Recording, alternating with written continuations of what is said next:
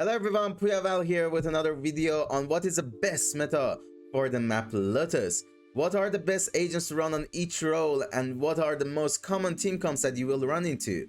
Or what are the best team comps to run for your team? Now let's get into the video and find out. Alright, so let's get into the team comp. The best team comp that after my testing I found was Raze, Breach, Cypher, KO, and Harbor. Now the reason why is because Raze does bring so much value to the team with her nade and also her ultimate. Well, Breach also allows Raze to get into that entry frags because of the stun. His stun, aftershock, and also flash are just insane on Lotus, and he has a bonus that is his ultimate that just makes him play so much better with the team. Next up we got Cypher, where his one ways and his delay potential does bring so much value on this team, and because of the fact that you're not running Sova on this team comp, his camera does bring so much value because of the information that you can gather with him. And then we got KO as well, and KO is really good to deny enemy utility, where his ultimate is just insane on this map and he can catch so many people from C to B and a little bit even toward A because of how big his ultimate is. And his knife can really activate that Raze and Breach combo for the entry to push even further and get that map control even more. Then next up we got Harbor. And the reason why he is really good is, again, this map is a map that you want to play with map control. You don't want to give up the control to the enemy team, and Harbor does come very handy for that. His ability of Cascade C or his E ability does bring too much value to the team because of the fact that he can control them, not like other agents that really cannot really control where to stop their ability, like Viper, and that's why Viper is not in this team comp due to Harbor just being so much better. And then his ultimate as well just covers the whole site, and that allows Raze or Breach to easily enter the site and then get that retake or get that entry for themselves. However, you can replace Cypher with Killjoy on this team comp, and if you want to do that, you want to replace KO with Sova as well, because you're losing his camera of Cypher, so you won't have that much of a intel utility anymore. So you want to have Sova to give you that intel. Then you can, the advantage of this would be that you can combo Breach with Killjoy there. So if Killjoy alarm bot goes off or Killjoy turret catches someone, immediately Breach stuns, and then Killjoy turret and utility can do the job for her. And because of you running Sova, it's better to also run Brimstone, due to the fact that Brimstone can smoke something Sova, then arrow behind that smoke, and then you easily manage to get the kill. And also Brimstone ult does bring too much value to the team as well. However, if you want to go with this team comp, you want to pivot into a more aggressive playstyle and try even more to get that map control because of his stim beacon that Brimstone provides, because of his molly.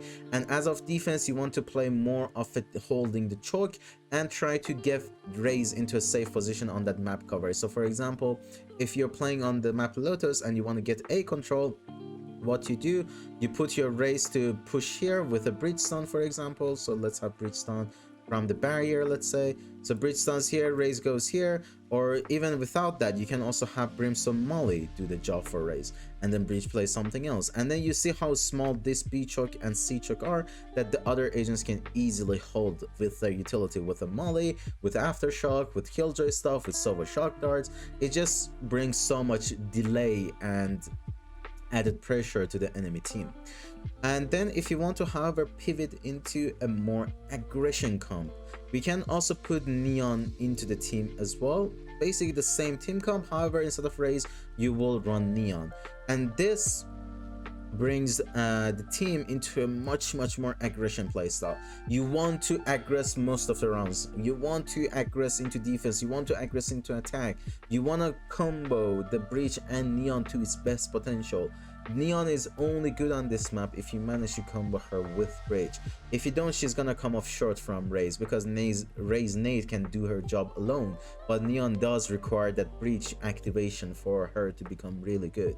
Or Brimstone Steam Beacon that does help Neon, or Sova Arrow that does help when she uses her wall, so she knows what she's going into and what she's gonna face against. So these two team comps are the best team comps on the map Lotus.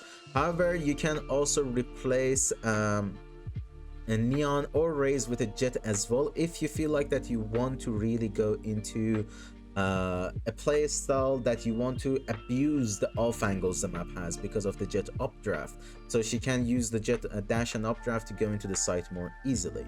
Or you can also, instead of KJ and Cypher, run a Chamber.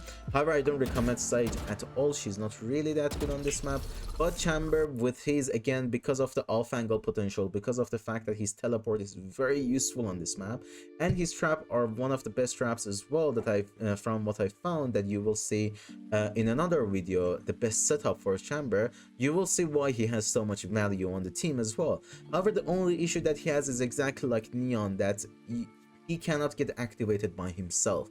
Like a Bridge Stun would be required for him to do that push, a tiny push, for him to get activated. And the way that the map is going to be played, and the way it has to be played, and the meta on the map is basically, as I said, map control. And orb control is the main factor. As we can see here, there is an orb on C, there is an orb on B, and also there is an orb on A. As we can see, based off the barriers, look how close to defender it is, the orbs.